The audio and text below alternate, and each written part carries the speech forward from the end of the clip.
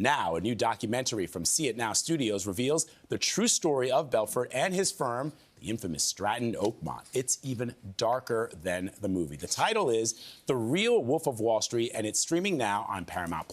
It features never-before-seen footage and first-hand accounts from people who worked at the firm, including partner Howie Gelfand, who joined the company when he was just 19 years old. Watch.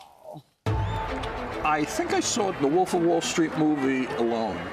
I had received a call from Jordan Belfort asking me if I wanted to attend a premiere. I felt like wearing a paper bag with the eyes cut out. I sat in the movie theater and cried. I was watching my life on screen. It was surreal. The story The Wolf of Wall Street tells is a narrative that Jordan Belfort created. Jordan Belfort is not the one entirely that the movie depicted. He admits he stole hundreds of millions of dollars. His business model was illegal activity, deception, and fraud. Leonardo DiCaprio playing you glamorizes you. I prefer him than Danny DeVito playing me. Have you ever told your story publicly before? No. Why are you here today? Kind of asking for forgiveness in a way. A lot of the movie was inaccurate. This is the truth. We had crazy, wild times. I was living the lifestyle of the rich and famous. The drugs were going around. It was chaos. It was wild. We got married, I think I was 23. The highs were really high, the lows were really low.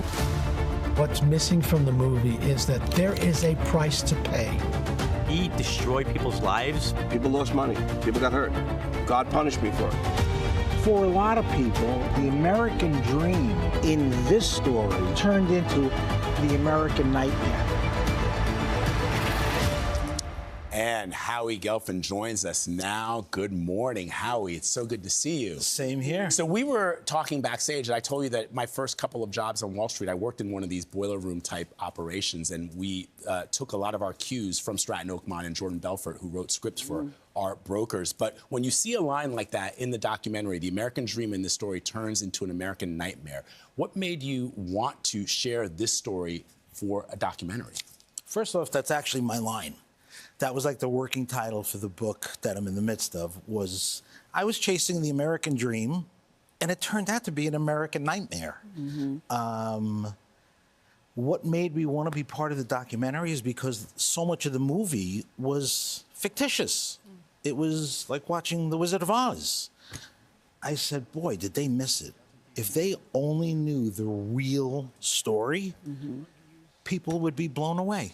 Well, blow us away, Howie. What is the real story? I know it's a long thing, but just in a couple of lines, what did we not understand?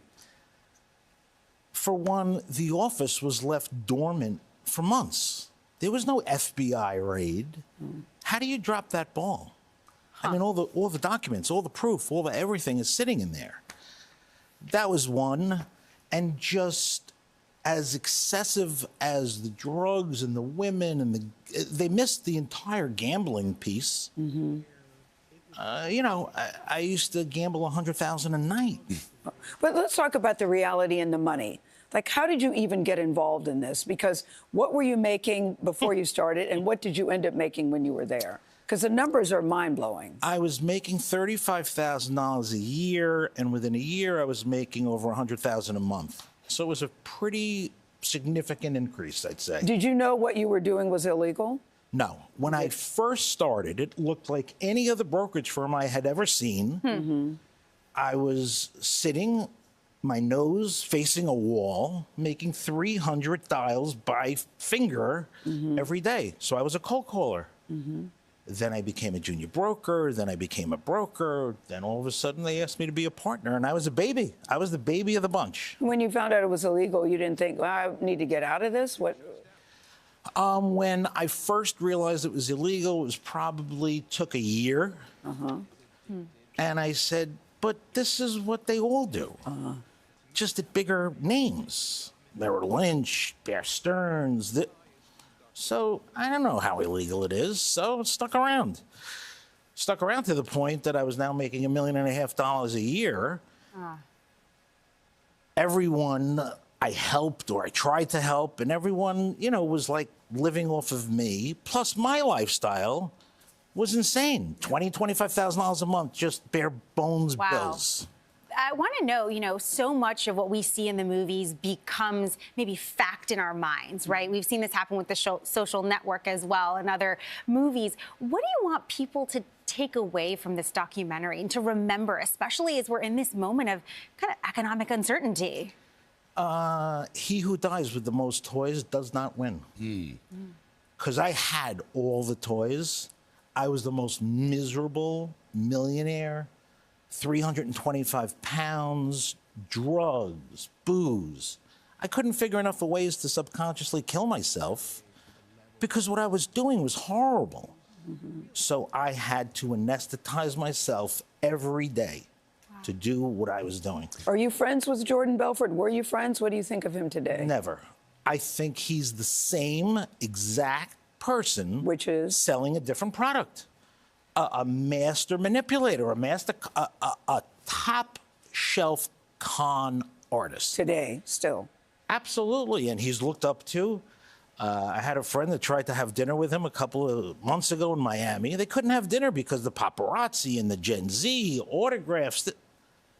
Do you really know who this guy is? So, Howie, let me ask you about that. Sorry, let me ask you about that because you point out the fact that this turned into an American nightmare and that you, as a young man, didn't know that this was illegal. But at some point, you started to realize that just ordinary Americans were losing, in some cases, their life savings. That what you were doing, what you and the others in that business for many years were doing, were trying to entice people to separate themselves from their life savings. Did that ever cross your mind? Oh, yeah. Oh, yeah. And when the time came where I had all these lawsuits, they said you could give up your entire retirement account, which is safe. That's one of those few things that you could keep, or give it to everybody and let them split it up amongst themselves. They said, goodbye and good luck. Wow. I don't want any of that money. It's blood money. Blood money. Howie Gelfand, thank you very much for sharing the story with us. That's Pleasure. Really incredible. The Real Wolf of Wall Street is produced by See It Now Studios. It's streaming on Paramount Plus. You got to see this film.